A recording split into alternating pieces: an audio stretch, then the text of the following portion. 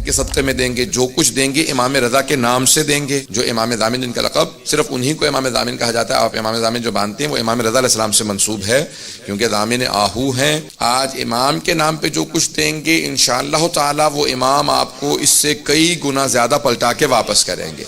ائمہ علیہ السلام کسی کا ادھار نہیں رکھتے، جو آپ ان کے نام پہ خرچ کر دیتے ہیں وہ آپ کو پلٹا دیتے ہیں، کئی گنا ہو کے واپس آتا ہے. امام علیہ السلام کے بے انتہا مناقب و فضائل ہیں، لیکن واحد امام ہے جن کو رضا کہا جاتا ہے، امام علی بن موسیٰ الرضا علیہ السلام.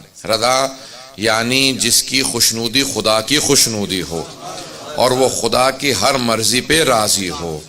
راضی برضا اللہ، جو اللہ کی ہر مرضی پہ، جو جناب سید الشہداء کا میدان کربلا میں رضا بقضائہ و تسلیما لامر جملہ ہے، اگر اس کا مصداق دیکھنا ہے تو جناب امام رضا علیہ السلام کو دیکھ لیں. امام کے بے انتہا فضائل و مناقب ہیں. عزیزان گرامی، امام کی تاریخ کے الفاظ یہ ہیں کہ جب ایک مرتبہ مأمون ملعون جب حکومت میں آیا تو اس نے سوال کیا.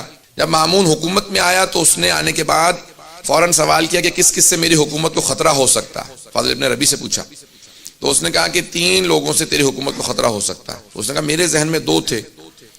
تیرے ذہن میں کون کون ہے؟ کہا تیرا بھائی امین. کہا وہ تو بہت بے وقوف ہے، اسے میں راستے سے ہٹا دوں گا، قتل کروا دوں گا اس کو. دیکھیں، جو حکومت میں آتا ہے اور خدا کی خاطر حکومت نہ کرتا ہو وہ اپنوں کا بھی مخلص نہیں ہوتا. تو کہا اور؟ کہا کہ اس کا جو وزیر ہے کہ اس کو بھی میں راستے سے ہٹا دوں گا. کہا تیرے ذہن میں تیسرا کون ہے؟ کہا علی ابن موسیٰ الرضا علیہ السلام. یہ کون ہے؟ ان کا میں نے نام پہلے نہیں سنا ہے. عزیزان گرامی، ائمہ کی ایک مظلومیت یہ ہے کہ ان کے زمانے میں افراد تھے اور انہیں نہیں جانتے تھے.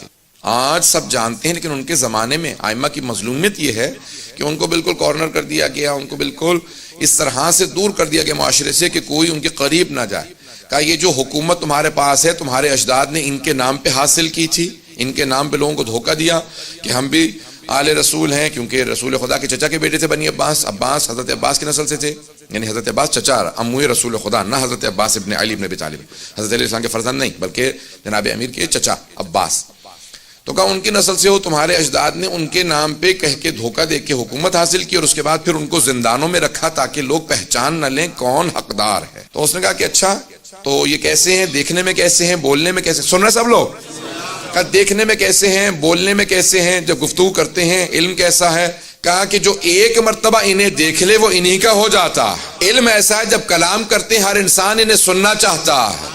علم لدنی کے مالک ہیں، کلام ایسے کرتے ہیں کہ ہر انسان مجذوب ہو جاتا ہے. کشش بہت زیادہ ہے اور ان کے یہ اپنے عصمت کے قائل ہیں، معصوم ہیں، اس لیے ہر طرح کی لغزشوں سے پاک ہیں، ہر طرح کی آلائشوں سے پاک ہیں. توجہ کیجئے گا، وہ اپنا عقیدہ پیش نہیں کر رہا تھا، وہ ائمہ کا عقیدہ بتا رہا تھا. کہ یہ کہتے ہیں کہ معصوم ہے اس لیے لغزشوں سے بہت پاک ہیں. کہ جو ایک مرتبہ ان سے مل لیتا ہے وہ ان کا ضرور گرویدہ ہو جاتا ہے، وہ ان کا مرید ہو جاتا ہے. کہ اور شخصیت کیسی ہے؟ کہ شخصیت بہت وجیح ہے، چہرے پہ جلال ہے، ہیبت ہے، بہت خوبصورت ہے. کہ ایک مرتبہ تو دیکھے گا تو بھی معتقد ہو جائے گا کہ ہاں یہ واقعاً زمین کا نہیں آسمان سے نازل ہوا ہوا. عام ہستی نہیں ہے، تو دیکھے گا تجھے خود اندازہ ہو جائے گا. کہ اور لوگ اگر ان سے ملتے ہیں قریب ہیں، کہ لوگوں کو ہم نے دور کر رکھا ہے لیکن جتنا لوگ ان سے ملتے ہیں ان سے قریب ہوتے چلے جاتے ہیں. کہ کہاں رہتے ہیں؟ کہ مدینہ منورہ میں رہتے ہیں، اپنے جد رسول خدا کے روضے کے قریب رہتے ہیں. کہ ان کا وہاں رہنا ہمارے لیے نقصان دہ ہے، کیونکہ جو حج پہ جائے گا مدینہ جائے گا، جو ملے گا وہ ان کا ہو جائے گا. کہ ان کو کسی طرح سے خراسان لے آؤ.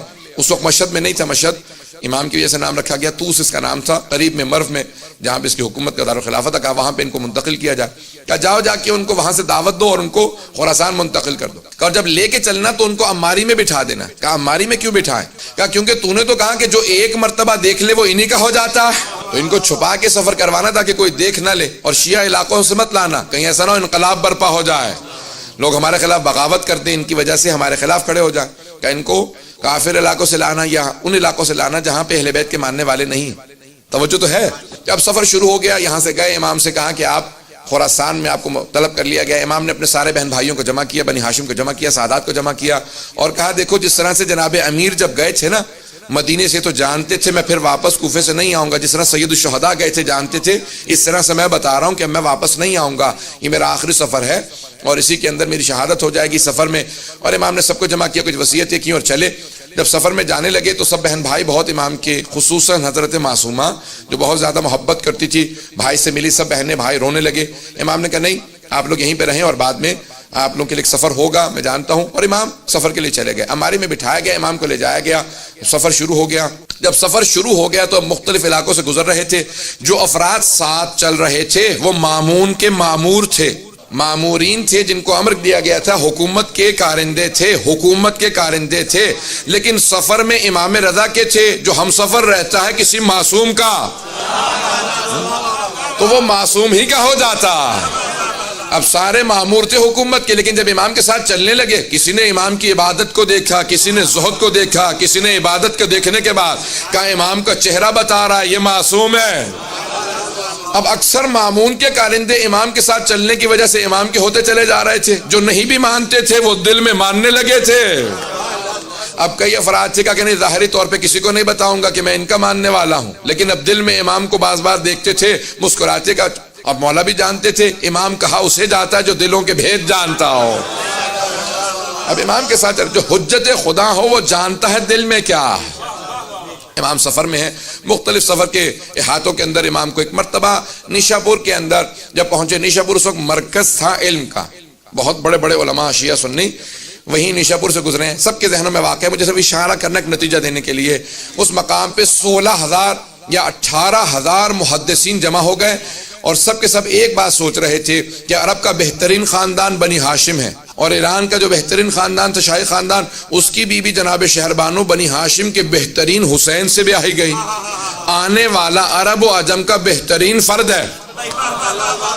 تو اب بہت سے لوگ محبت میں ملنے آئے تھے، بہت سے تعصب میں ملنے آئے تھے، بہت سے نیشنلزم کی وجہ سے مل رہے تھے۔ اگر توجہ ہو کہ بھی خون بہترین خون ہے، بہت سے عقیدت کی وجہ سے ہر آدمی آ رہا تھا، کوئی شیعہ تھا جو نہیں بھی تھا، کہ یہ فرزند رسول ہیں، ان سے ایک حدیث سننا چاہیں گے۔ جب سارے محدثین جمع ہو گئے تو احمد بن حنبل نے اپنے مسند میں لکھا کہ جب سب محدثین جمع ہو گئے تو سب نے درخواست کی امام رضا سے کہ ایک حدیث اپنے جد رسول خدا سے بیان کر دیں۔ اب امام نے حدیث کو بیان کرنا شروع کیا۔ احمد بن حنبل اہل سنت کے 4 اماموں میں سے ایک امام ہیں، وہ کہتے ہیں کہ امام نے ایک حدیث کی سند کو بیان کیا۔ حدیث کی سند کو وہ سند ہے جسے سلسلۃ الذہب کہا جاتا ہے، گولڈن چین آف نریشن، جس میں تمام کے تمام افراد کہاں معصوم ہیں، اس لیے عصمت کی وجہ سے اسے سونے کی سلسلہ سند کہا جاتا، سونے کا سلسلہ سند جہاں سب معصوم ہیں۔ امام احمد بن حنبل کہتے ہیں، اہل سنت کے امام، وہ کہتے ہیں کہ اس حدیث کے الفاظ کو نہیں، صرف اس کی سند کو اگر دیوانے پہ پڑھ دو گے تو اسے افاقہ ہو جائے گا۔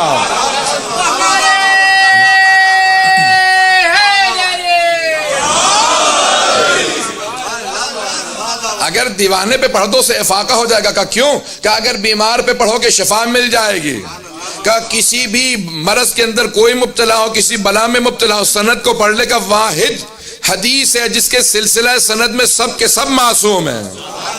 امام نے کہا میں اپنے والد گرامی موسیٰ کاظم سے بیان کرتا ہوں، وہ میرے دادا جعفر صادق سے بیان کرتے ہیں، وہ اپنے والد محمد باقر سے بیان کرتے ہیں، وہ اپنے والد زین العابدین سے بیان کرتے ہیں، وہ اپنے والد حسین ابن علی سے بیان کرتے ہیں، وہ اپنے والد علی ابن ابی طالب سے بیان کرتے ہیں، وہ رسول خدا سے، وہ جبرائیل سے کہ خدا نے کہا۔ ایک مرتبہ امام نے فرمایا کہ اللہ سبحانہ وتعالیٰ کہتا ہے، یعنی حدیث قدسی ہے کہ کلمۃ لا الہ الا اللہ حسنی فمن دخل حسن امن من عذابی۔ حدیث سب کے ذہنوں میں ہے، مجھے صرف نتیجہ پیش کرنا ہے کہ لا الہ الا اللہ میرا قلعہ ہے، جو میرے قلعے میں داخل ہوا میرے عذاب سے بچ گیا۔ امام نے یہ کہا اور آواز دی جس نے مہار پکڑ رکھی تھی۔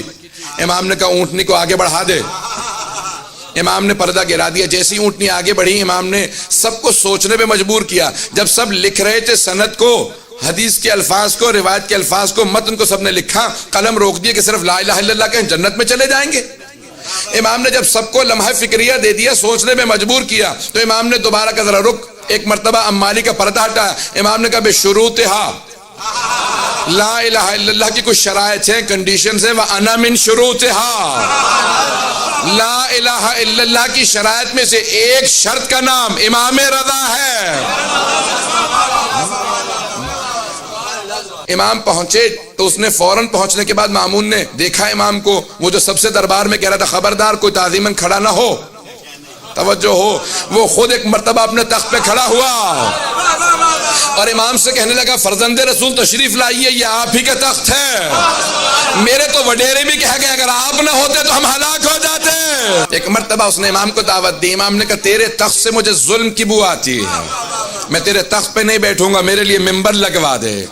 ایک مرتبہ ممبر لگایا گیا، وہ خود تعظیماً کھڑا ہوا، سارا دربار کھڑا ہو گیا۔ امام سے کہا کہ آپ کو میں اپنا ولی عہد بنانا چاہتا ہوں، کراؤن پرنس بنانا چاہتا ہوں۔ امام نے کہا کیسی ولی عہدی؟ جب میں جانتا ہوں کہ میں تجھ سے پہلے شہید ہو جاؤں گا اور تو جو ہے مجھے خود سے زہر دے دے گا تو پھر میں کیسی ولی عہدی قبول کروں؟ کہ نہیں آپ کو ولی عہدی قبول کرنی ہی ہوگی۔ امام نے کہا اگر زبردستی ہے تو پوچھ کیوں رہا ہے؟ جو تو نے لگانا میرے نام کے ساتھ لقب لگا دے، اگر پوچھ رہا ہے تو میں رد کرتا ہوں۔ یہ اگر توجہ ہو، امام نے کہا اگر پوچھ رہا ہے تو میں رد کر رہا ہوں، اور اگر تیری زبردستی ہے تو نے جو بھی نام لکھنا میرے نام کے ساتھ لقب لگا دے۔ اس نے کہا نہیں آپ ولی عہد ہیں۔ امام نے کہا ایک شرط کے ساتھ، کوئی فیصلہ نہیں کروں گا، بات میں نہیں پہنچا پایا، کوئی فیصلہ نہیں کروں گا، آپ سب میرے پاس آئیں کہ آپ ہمارے جج بن جائیں، قاضی بن جائیں۔ میں کہوں ٹھیک ہے لیکن کوئی فیصلہ نہیں کروں گا۔ تو اس کا مطلب ہے کون سے جج، کیسا جج؟ جب فیصلہ کوئی نہیں کروں گا تو جج کس بات کا ہوں؟ امام نے کہا ولی ہے تو فیصلہ کوئی نہیں کروں گا۔ اس کو سمجھ نہیں آیا، اس نے کہا ٹھیک ہے قبول ہے، تو اس نے اس کو قبول کر لیا، کہا ولی عہدی قبول ہے، آپ ولی عہد ہیں، ایک مرتبہ ہر جگہ پہ اعلان کر دو۔ اب امام نے جب دیکھیں ابھی امام کیا کہہ کے آئے ہیں، بے شروطہا، لا الہ الا اللہ کی شروط میں سے ایک شرط ہوں۔ امام سمجھا یہ رہے ہیں کہ اس کی ولی عہدی معنی ہی کچھ نہیں رکھتی، میں توحید کی شرائط میں ہوں۔ جو توحید کی شرائط میں ہو، مامون کی ولی عہدی کیا معنی رکھتی ہے؟ اگر بات پہنچ رہی ہو، اس کی ولی عہدی کی حیثیت کیا ہے؟ میں توحید کی شرائط میں ہوں، یہ ایک ظالم بادشاہ ہے۔ ایک مرتبہ فیصلہ آیا اس کے سامنے اور ایک آدمی کو لایا گیا کہ یہ چور ہے، اس نے چوری کی ہے۔ تو اس نے مامون نے فوراً چور سے سوال کیا کہ بھائی واقعاً تم نے چوری کی ہے؟ اس نے کہا ہاں چوری کی ہے۔ کہا جانتے ہو چوری کی سزا کیا ہے اسلام میں؟ کہا ہاں ہاتھ کاٹ دیا جاتا ہے، حد جاری ہوتی ہے۔ کہا اچھا حد جاری ہوتی ہے، جانتے ہو پھر بھی چوری کی اور اقرار بھی کر رہے ہو؟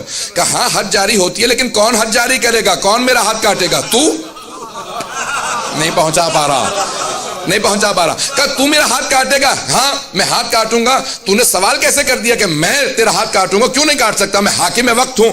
کہا سن، تیرے باپ نے جو بیت المال سے پیسہ چرایا تھا اس سے ایک کنیز کیوں خریدا؟ تو اس سے پیدا ہوا، تو پوری امت کی ملکیت ہے، حاکم نہیں ہے۔ خبردار میرے سے اونچی آواز سے بات نہ کرنا، میں امت ہوں، تو امت کی ملکیت ہے۔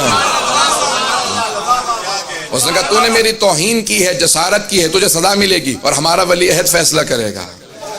امام سے کہا کہ آپ فیصلہ کیجئے۔ امام نے کہا کیسا فیصلہ؟ کہا آپ ولی عہد ہیں، آپ فیصلہ کیجئے۔ امام نے کہا میں نے تو پہلے شرط رکھی تھی کوئی فیصلہ نہیں کروں گا۔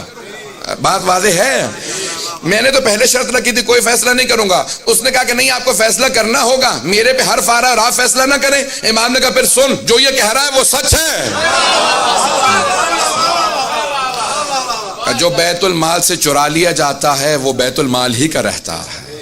جناب امیر نے یہی کہا تھا نا اپنے پہلے خطبے میں کہ اگر تم میں سے کسی کے باپ نے بیت المال سے پیسے چرا کے ماں کا مہر بھی دیا ہو تو میں واپس لے لوں گا۔ بیت المال سے چرا لیا جائے تو یہ نہیں ہوتا کہ بیت المال کی ملکیت نہیں رہتی۔ عزیزان گرامی، ائمہ علیہ السلام کا معیار بہت بلند ہے، تو ان کے شیعوں کا معیار اسی طرح سے بلند ہونا چاہیے۔ اگر بات پہنچ رہی ہو، اس پہ واہ واہ کہنے والے بہت کم افراد ہیں۔ عزیزان گرامی، ہمارے معیارات بہت بلند ہونے چاہیے، ائمہ کی عقیدت رکھنے کے نتائج ہونے چاہیے، ان کے اعتقاد، ان کی امامت پہ، ولایت پہ ماننے والے۔ ایک مرتبہ مامون نے سنا اور فوراً تخت سے اترا اور چلا گیا، اور اسی کے بعد اس نے فیصلہ کیا کہ اب میں ان کو زہر دے دوں گا۔ امام نے کہا مجھے اس بات کی پرواہ نہیں ہے، لیکن میں کبھی اپنی زبان سے کوئی ایسی بات نہیں کروں گا جس سے حق چھپا لیا جائے، ظلم کی تائید ہوتی نظر آئے، کبھی ظلم کی